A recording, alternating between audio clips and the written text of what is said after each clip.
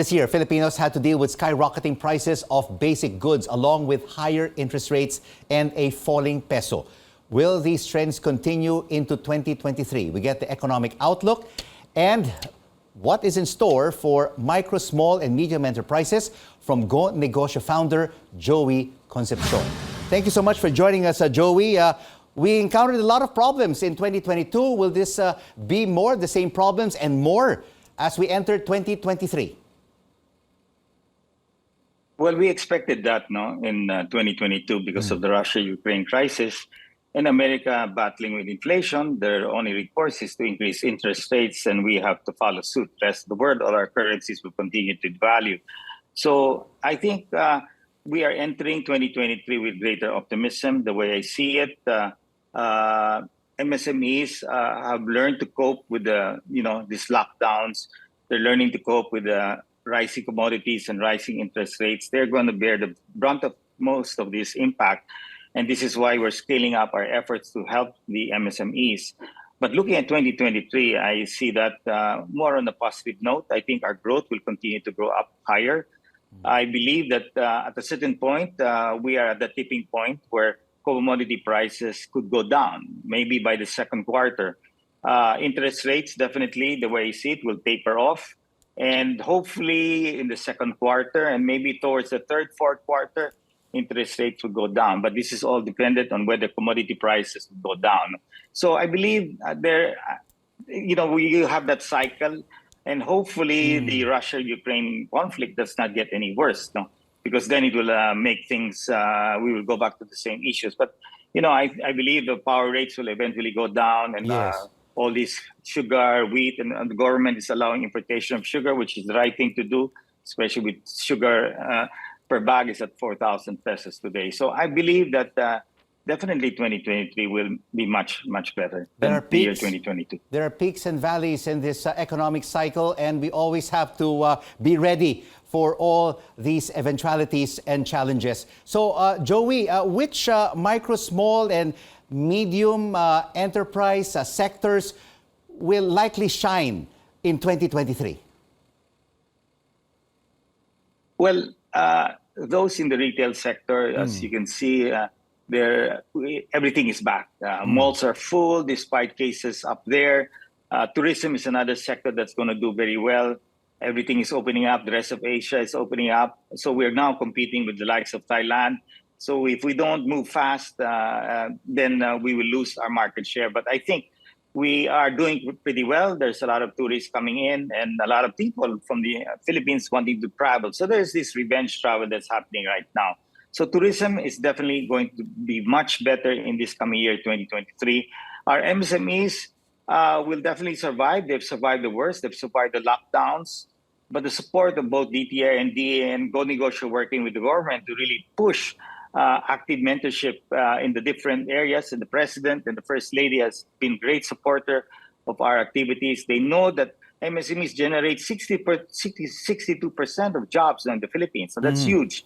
So if we scale them up from micro to small to medium, then they'll be able to hire more people. And that's what we intend to do. And the big brothers today, and this is another project that we're doing, the greatest challenge is agriculture. As you see, we have to bring down the cost of producing our agri-products in this country. And we will have to get the big brothers to help the farmers scale up and improve their level of technology. You mentioned about the agricultural sector because you want more support for our agri-micro entrepreneurs to help address food security and create more jobs. And that is now the top story over the past few weeks. Shortages for onions, shortages for sugar, higher prices for rice.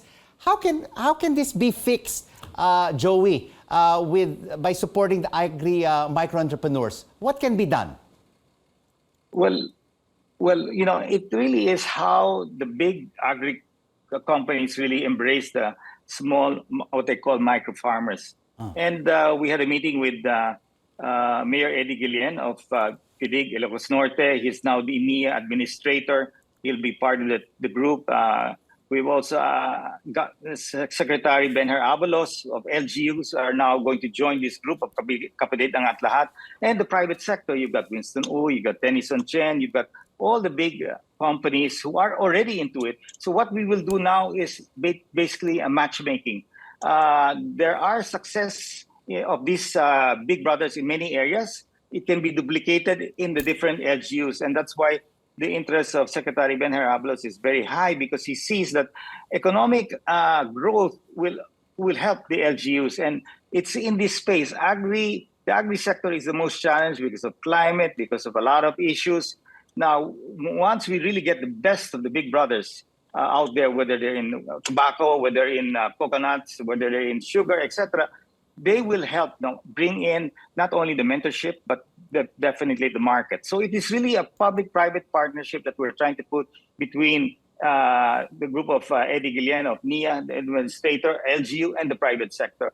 And hopefully, it will not be easy. It will take time, but at least we are moving at the right direction of helping our small farmers. And briefly, Joey, before we let you go, what about the vaccine issue? We're still in the pandemic. Should we continue to still procure these bivalent vaccines and more boosters for our kababayans? Well, I took the bivalent vaccines and it helped me, made my case asymptomatic. So I think we should bring in the bivalent vaccines. Now, the government should continue to buy for those who cannot afford to pay these vaccines.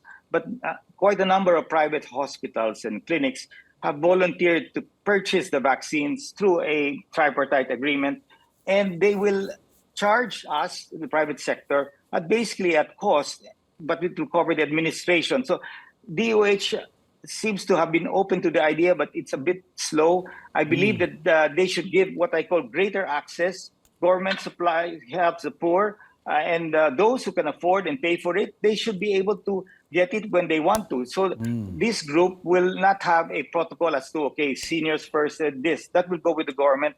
Allow those who want to take the vaccines to just take it, provided it's within the parameters set by Pfizer and Moderna. So we are pushing this because the private sector, like companies, will not buy it anymore because of the experience of expiry vaccines and all of that. No? Yeah. So this is a better way. The government will trust more the private hospitals and clinics to purchase these vaccines. So we are pushing hard on that. No? Joey, thank you so much for joining us on The Final Word. Happy New Year to you and your family, and happy 91st birthday to your father, Joe Concepcion. Go Negosyo founder, Joey Concepcion.